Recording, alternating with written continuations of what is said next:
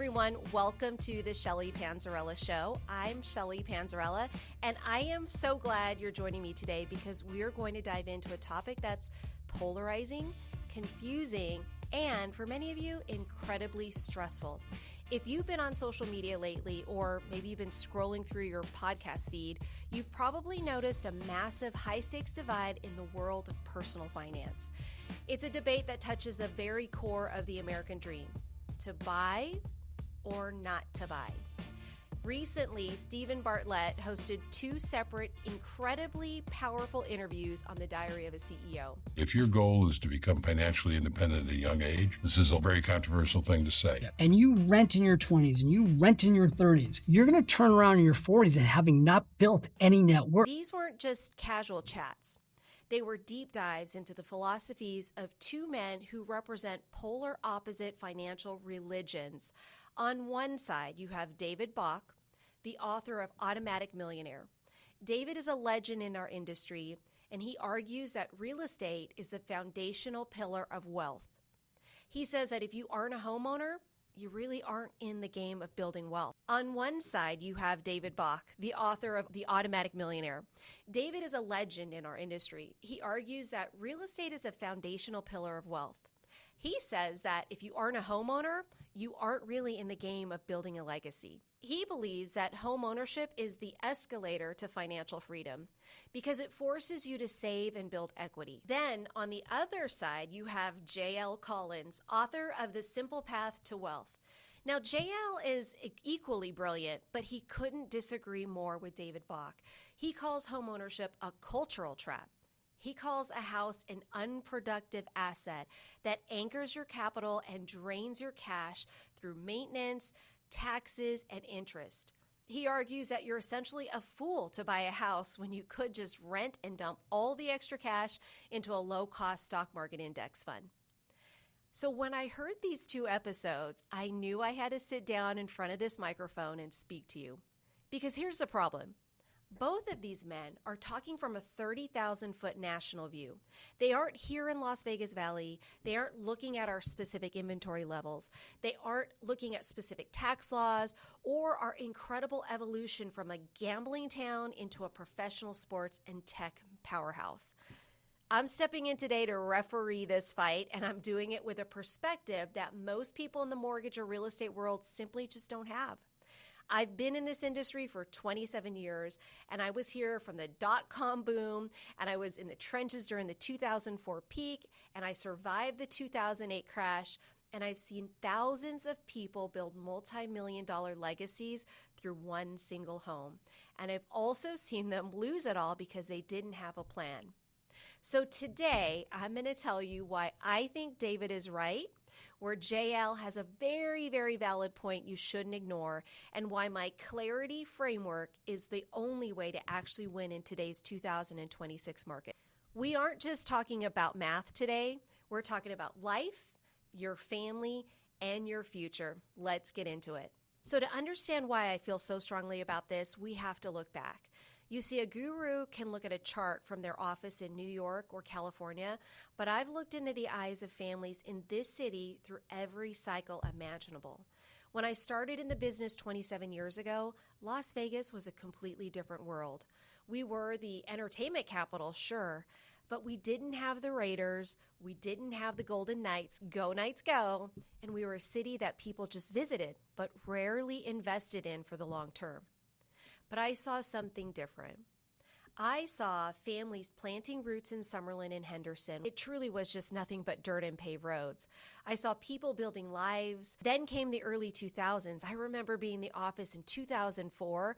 It was like a feeding frenzy. People were buying 3, 4, 5 homes with no documentation and zero down payment. The national gurus back then were saying, real estate will never go down. They were encouraging all of this madness, and we all know how that ended. It was a very dark time in our city. 2008 was probably the most sobering time of my career. Vegas was one of the hardest hit cities almost anywhere in the nation, and I watched neighbors walk away from their keys. I saw for sale signs turn into foreclosure signs on every single block. If you were a renter then, you probably felt like a genius. And if you were a homeowner, you probably felt trapped. But here's the perspective only 27 years can give you. I watched who recovered. The people who stayed, the people who had a why that was bigger than their equity, they didn't just recover, they thrived. And when the market came roaring back in 2012, those homeowners saw wealth creation that no stock market index could match. They had a fixed housing cost while rents in Las Vegas began to skyrocket.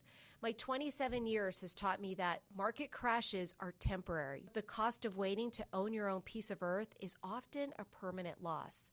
You have to be able to see past the immediate horizon. And I want to get personal for a moment. Even for myself, I purchased my own home in 2004, and that was at the peak of the market. If I had listened to a spreadsheet or a guy like C.L.A.R.I.T.Y back then, he would have called me a victim of the crash. On paper, I was way underwater, but I wasn't an investor sitting in a high rise. I was a mother in a safe haven while the headlines were screaming about negative equity and the housing bubble burst. My daughter, Sydney, my husband, and I were making memories in our home. She was making memories in her bedroom. She was attending a stable school. We had a yard, a pool, a dog where we could hang out and enjoy. We had security. The home provided a return on environment that you cannot quantify on a tax return. If I'd been renting them during the 2008 crisis, perhaps my landlord could have been the one in foreclosure. I could have been forced to move, to pull Sydney out of her school, and to pay higher rent in a more unstable environment. Ownership is about control. It's about being the master of your own domain. This brings me to the first and most important letter of my C.L.A.R.I.T.Y framework, C. Connect to your why. I recently worked with a couple, Sarah and Mike.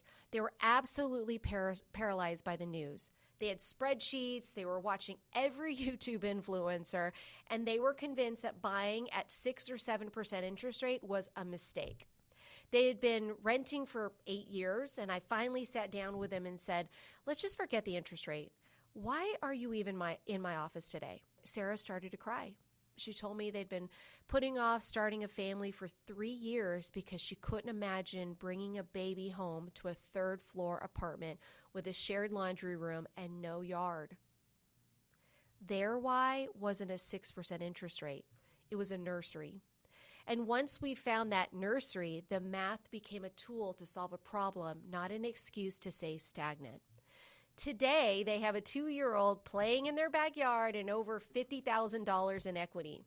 The why was their anchor, and without it, the gurus will blow you away every time the wind changes. J.L. Collins calls a house a drain because of maintenance, taxes, HOA. He loves to talk about that $10,000 air conditioner repair. And look, I get it. Repairs aren't fun.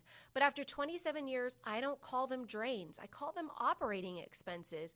When you rent, you're still paying for that AC unit. Your landlord isn't a charity. They have factored every repair, every property tax increase, and every insurance hike into your rent.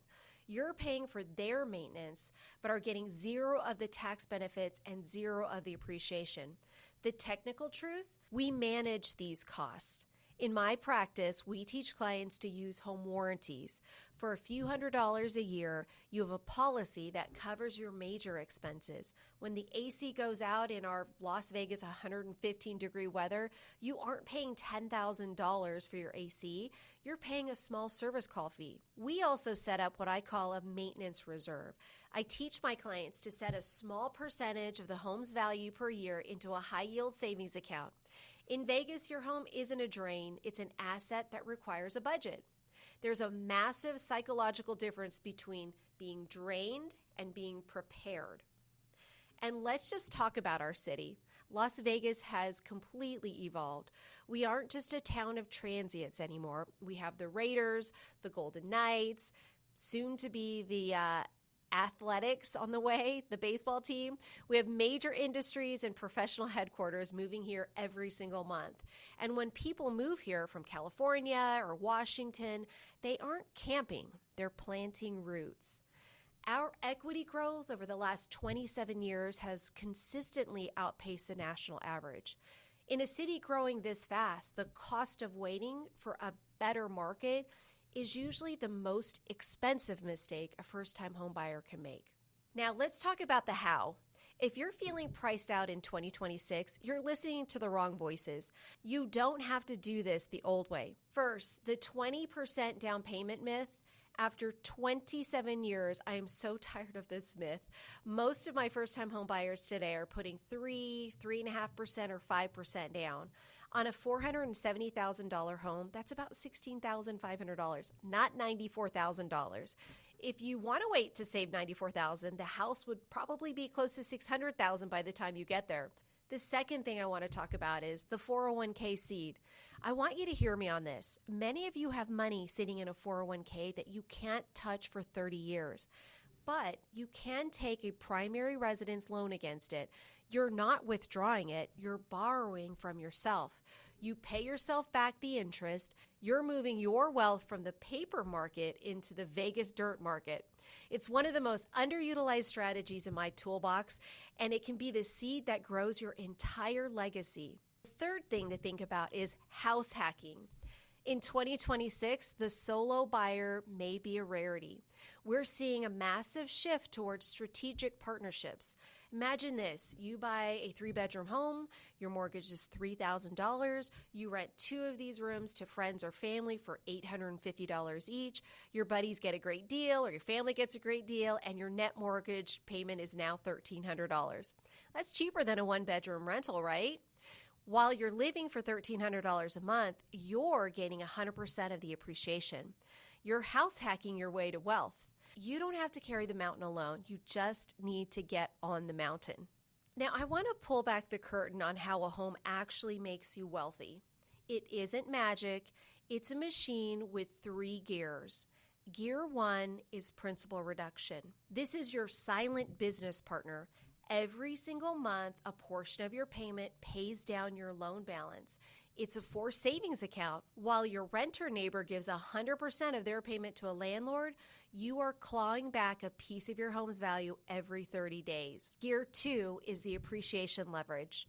This is the secret sauce. If you put $15,000 down on a $500,000 home and that home goes up by a modest 4%, you just made $20,000 in equity. You invested $15,000 to make $20,000. That is a 133% return on your money in a single year. You can't get that in a savings account. Now here's gear 3, the move-up strategy. You don't have to live in your first home forever. In 5 years, when your life changes, you don't have to sell. You turn that first home into a rental property. Now, a tenant pays your principal and you receive monthly cash flow while you move into your next dream home. This is how first-time homebuyers become multi-property investors. It all starts with one intentional strategic purchase. So when the gurus are shouting and the headlines are scary, I want you to come back to these 7 letters. It's the C.L.A.R.I.T.Y path, C.L.A.R.I.T.Y. C is to connect to your why, maybe the nursery versus the spreadsheet. L is look at the numbers. Is partnering to purchase a home, maybe a 401k, use your specific math. A is to assess the market, recognizing the Vegas growth. This might be actually a buyer reset time now. And R is to review your readiness, preparing your mind and your budget for buying a home. I is intentional preparation, planning for the operational expenses. And T is to trust the process. Listen, it worked for 27 years. It's going to work for even longer. And Y is you. You are not alone. I believe David Bach is right about the wealth. J.L. Collins is right about the discipline. But after 27 years, I know that ownership is the only way to truly control your future in this city. If you want to run your numbers, not a guru's numbers, reach out for a Clarity Discovery call. 15 minutes at best. Just you and me, no pressure, just a plan. I'm Shelly Panzarella. Let's get you home.